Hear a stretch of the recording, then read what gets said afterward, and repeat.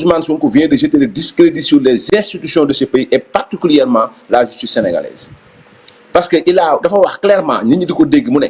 dafa am magistrat yoo xam ni dañ leen jox ay kër am ay magistrat yoo xam ne dañ leen a nger ngir ñu daan ko. Et c'est là où se trouve tout le mensonge fen yu leer yi nga xam ne moom la Ousmane Sonko fen. Et li may wax ni dama bëgg Sénégal yi déglu ma sa teggi fenam moom dafa yomb en attendant waxtu dëgg pare ci li muy def parce que loo fi wax lu nekk rek daañ toftale ci wetam fen bi nga fi fenoon daaw ak fen bi nga fi fen ren ñu toftale ko mu nekk fen bu biir moom citoyen Ousmane Sonko parce que moo wax tey mu ne moom dafa bàyyi premier ministre tegee ko fee il parle moom ci cadre bi en tant que un citoyen sénégalais mu bind son ministre de la justice ñun en tant que citoyen sénégalais ñoo lay tontu le peuple sénégalais ne Ousmane Sonko ne fait que mentir et il est en train de mentir et il est blessé. xam nga amul fenkat buy ñëw ci pencu toog ñu daan la première instance daan la deuxième instance maanaam dañ la daan première instance daan la appel daan la cour suprême ba daan la rabat d'arrêt. Donc lu tax ma ne au fait on a vu un Ousmane Sonko qui ment et qui continue à exceller dans l'art de mentir. Bi jiitu nee na au fait moom rapport bi nga xam ni moom la yor téye ko mësuñu ko jox opportunité mu ñëw layal boppam day fen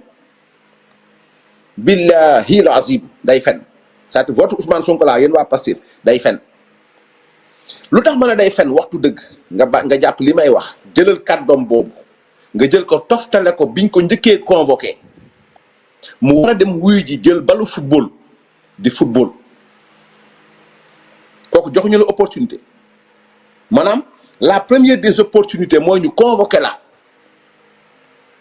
première instance première fois biñ la convoqué dans l'affaire Ousmane Sonko Mame Mbaye Niang boobu fekk na muy wër rapport amagul rapport muy tël balu football nekk ci mbedd mi di tël balu football di ñaawal la justice. On t'avait pas donné l'opportunité. Oui, on t'a donné l'opportunité. Mais fen bi nga fen devant les enquêteurs et je m'en vais vous faire la lecture intégrale aujourd'hui du procès verbal d'enquête de la police de la DIC pour vous dire tout simplement que la xewoon démb mënoo ko modifier tey. Pourquoi? Parce que nee nga teg nga justice bi nga bëgg teg nga magistrat yi nga bëgg tu as tes zones de terrain te bu ma ñëwee léegi dans l'affaire Adji Raby Sarr naa ko leeral li nga xamante ni nit ñi man on m'a informé y en a qui sont informés am na boy yu nekkoon ci biir groupe WhatsApp yi ñu ngi koy waxtaane ils sont informés que ni ay tractations yu bëri ñu ngi koy def jëm ci Adji Raby Sarr pour lui faire changer de version loolu naa ci ñëw moo tax tey mu ñeme. Mais c'est-à-dire que nu mu tudd sax li tax ma ne nu mu tudd sax damay ñëw ci mbir mi mooy je m'en vais vous lire le procès verbal d'enquête de la police de la DIC ci ndigalu ak ci ndigalu Adramé Sarr. République du Sénégal un peuple bul dugal gum saa yi ñëw guma ci boobu de bul dugal gum quoi boobu li ma la yónnee bu ko dugal gum. République du Sénégal, un peuple, un but, une foi. Ministère de l'Intérieur, Direction générale de la police nationale, Direction de la police judiciaire, Division des investigations criminelles. Numéro 869 ou 969, que wax naa leen dafa flou. Le commissaire de police, chef de la Division des investigations criminelles, à monsieur le procureur de la République, près le tribunal de grande instance hors classe de Dakar. Objet, plainte de monsieur de Mame Mbaye Niang contre Ousmane Sonko pour diffamation, faux intellectuel et injure. Référence soit transmis numéro 8127/TGIH/DKR du 28/11/2022. Numéro 45/DIC/BAC du 28/11/2022. Pièce jointe 4 procès-verbaux et CCC. 3 clés USB et divers documents en annexe. Un dossier en retour. En vous transmettant à l'État et en double exemplaire la procédure d'enquête diligentée dans le cadre de l'affaire visée en objet, je vous rends compte de ce qui suit. Les faits. Par correspondance ci-dessus référencée, vous m'avez fait parvenir pour enquête la lettre plainte formulée par Maître Mouhamadou Moustapha Diagne, avocat à la Cour, agissant d'ordre et pour le compte de sieur Mame Mbaye Niang, ministre du Tourisme et des Loisirs, contre le nommé Ousmane Sonko, S-nom et S-qualité de président du parti politique Pastef, demeurant à la cité Keur Gorgui à Dakar pour les faits incriminés. De l'économie des faits, il est reproché aux mises en cause d'avoir publiquement lors d'un point de presse tenu le mardi 22 novembre 2022, accusé le plaignant d'avoir été épinglé par un rapport de l'inspection générale d'État IGE suite à des malversations dans le cadre de la gestion du projet PRODAC, programme de domaine communautaire agricole. Donc mi ngi noonu lettre bi au fait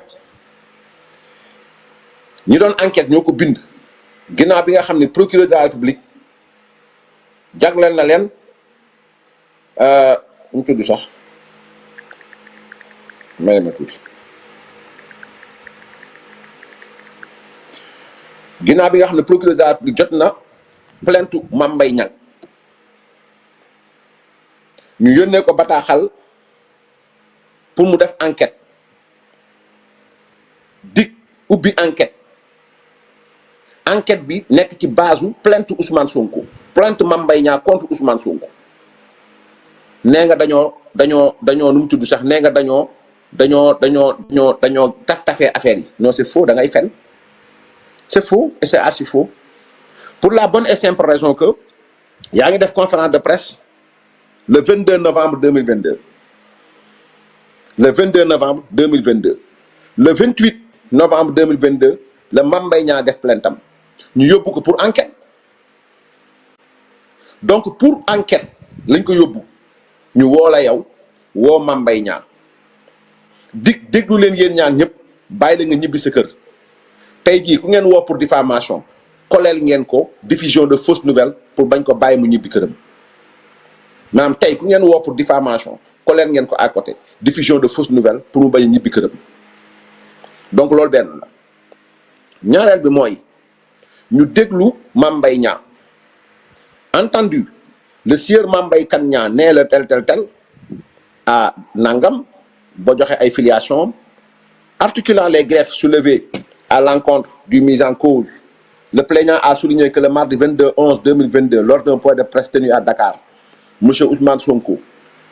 l'a nommément et publiquement accusé d'être l'auteur d'un détournement de deniers publics dans le cadre de la gestion du PRODAC. En effet, dira-t-il, dans son discours,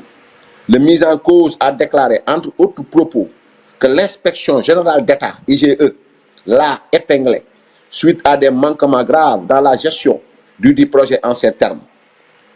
Wax Ousmane Sonko le Mame Mbaye Niang indi li tax mu yóbbu ko. Il est dit dans le rapport de l'IGE ce qui suit. Émission par le ministre de tutelle d'un ordre de service démarrage antérieur à la notification et à l'enregistrement du contrat.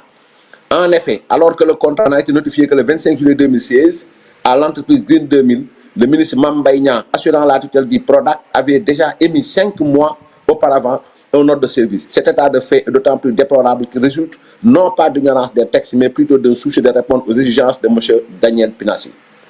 Le sieur Niang de renchérir que M. Ousmane Sonko a déclaré dans la même veine. Il dit qu'un rapport ne l'a pas épinglé. Il ment. Il a été épinglé par le rapport de l'IGE. Ce qu'ils ne savent pas, c'est que nous détenons tous les documents. Se prononçant sur ces récriminations, le sieur Mame Mbaye Kane Niang les a réfutés vigoureusement en soutenant qu'elles ne reposent sur aucun fondement, car il n'a pas du tout été épinglé dans un rapport de l'IGE et estime que le mis en cause, par des moyens pernicieux, essaie de porter atteinte à son honneur, à sa considération ainsi qu'à sa crédibilité aux yeux de l'opinion. Par ailleurs, le plaignant a tenu à préciser qu'il n'y a même pas de rapport établi par l'IGE ou un autre corps. xam Mame Mbaye li moo dafa leer Mame Mbaye ginnaaw bi mu waxee alkaate yi li tax mu indi fi Ousmane Sonko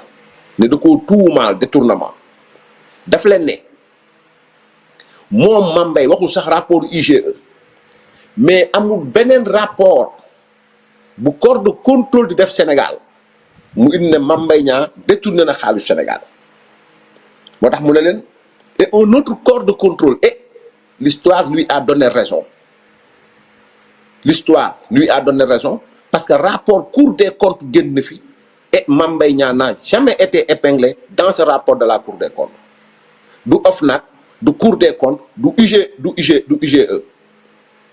L'IGF est commandé par le ministre Cheikh Diba actuellement. L'IGF jamono juñ toll nii il est commandé par le ministre Cheikh Diba, souteneur du projet PASTEF wane na ko bëlki dem Assemblée nationale. le ministre Cheikh Diba est nu mu tudd sax est dirigé par Ousmane Sonko himself jamono ji nekk nii donc jékki-jékki rek génne rapport xamuñu sax parce que ay kayit nga génne rek ne rapport baa ngi nii laa doon wax amul benn crédibilité mais démb bañ la woowee ci yoon Mame Mbaye Niang dala wax ni la amul rapport IGE wala beneen corps de contrôle bu nekk sénégalais buy ñëw fii ba abadan bu génn turam moom Mame Mbaye Kane Niang ni dafa détourner alalu Sénégal y en a pas. Donc par ailleurs le plaignant a tenu à préciser qu'il n'y a même pas de rapport établi par l'IGE ou un autre corps de contrôle de l'État sur la gestion du Prodac, encore moins durant son passage à la tête du ministère de la Jeunesse, de l'Emploi et de la Construction citoyenne de juillet 2014 à septembre 2017, dans lequel est logé le projet SUSDI. Pour terminer, après avoir rappelé que pour ce qui concerne les agences, projets et programmes, la tutelle technique est confiée au ministre hôte, tandis que la tutelle financière, elle est assurée par le ministère des Finances. Il lui était donc impossible de s'immiscer dans la gestion du Prodac, que le mis en cause, inspecteur des impôts de profession, ne saurait donc ignorer cette organisation de l'État du Sénégal. D'où l'objet de sa plainte, comportant en annexe une clé USB renfermant les propos incriminés, ainsi que la réponse qu'il avait servi relativement à cette affaire quand il occupait le poste du ministère bu mu occupé woon. Donc wax naa leen ci wolof la Mame Mbaye Niang wax ba mu njëkkee ñëw ñu déglu ko mu confirmer plainte am wax li Ousmane Sonko wax page 2 du procès verbal d'enquête, parce que dañ toll jamono joo xam ni li muy nar ak li mu nar a créer dama ko xam moo tax je prends l'entière responsabilité de vous lire le procès verbal. Donc convoqué et entendu dans les formes de droit, le nommé Ousmane Sonko nee na tel ba mu jeex a balayé d'un revers de la main les griefs soulevés à son encontre par le sieur Mame Mbaye Kane Niang. bañ ñëwee dafa weddi te déglu leen ni mu weddee. En effet, après visionnage de la séquence vidéo produite par le plaignant lui-même, le mis en cause a confirmé la paternité des propos tenus lors de ce point de presse,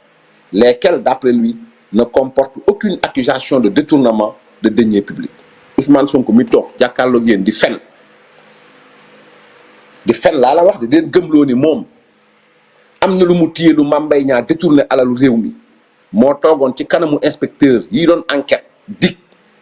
Adramé Sarr yilifoon leen mu ne leen musul wax ni Mame Mbaye Niang détourné na xaalis. En effet, après visionnage de la séquence vidéo produite par le plaignant lui-même, le mis en cause a confirmé la paternité des propos tenus lors de ce point de presse, lesquels, d'après lui, ne comportent aucune accusation de détournement de deniers publics. S'expliquant, il a soutenu avoir simplement dit que Mame Mbaye Niang a été épinglé par un rapport de l'inspection générale d'État et a lu le passage du rapport de l'inspection générale des finances. nee na moom li mu wax rek mooy Mame Mbaye Niang rapport da koo épinglé kon yéen Pastef yi wax détournement seen kilifa fenkat bii ba mu toogee ci kanamu enquête kat yi dafa ne mësul wax ni Mame Mbaye Niang détourné na dafa ne rek Mame Mbaye Niang rapport da ko épinglé nee na ba muy wax nag mu juum au lieu mu wax IGF mu wax IGE loolu wax na ko. La seule chose à signaler, c'est que sous le feu de l'action, il a commis un petit lapsus en parlant de l'IGE au lieu de l'IGF, mais le passage du rapport qu'il a publiquement lu corrige ce petit lapsus puisqu'il se rapporte effectivement au rapport de l'IGF. xam nga enquête dañuy déglu mu ne waaye li mu lire moom rapport bi mu lire sax rectifier na wax ji pourquoi parce que IGF moo bind et non l'IGE. Sommet de présenter les preuves de ces allégations fii la doom neexe ndayam novembre 2022 lañ dëkk ji la laaj les preuves de tes allégations novembre 2022 ngay daw di tël bal ngay daw di songu alkaate ci mbedd mi ngay daw 4 fois la ñu renvoyé sa audience 4 fois lañ ko renvoyé ñeenti yoon lañ ko renvoyé donc li ma leen di wax ni novembre 2022 sommet de présenter les preuves de ces allégations, il a indiqué n'avoir fait que citer un rapport de l'IGF qui avait été partagé par la presse et qui avait suscité énormément de débats en son temps. nee na moom li mu def nee na dafa lire rek benn passage rapport boo xam ne du document bu mu téye de déedéet bu leen waxee tey téye na document ba mu faloo la ko lijjanti parce que fii ba muy dem opportunité bi gën a leer kay mooy yow wax nga woo nañ la dig dem nga joxeel preuve yi joxeel rapport bi nga yor mais bañ ko laajee foofu dafa ne moom yorewul preuve téyewul rapport li mu téye mooy benn wax boo xamante ni da koo liir ci presse bi moo tax ba mu demee Kër Massar mu ne leen pare naa ci moom pare na boobu ci document yëpp lañ yor téye ko pare na ci de après dafa dem ne la ma yor internet laa ko liiree donc bu ñu wéyalee toujours ci l'enquête bi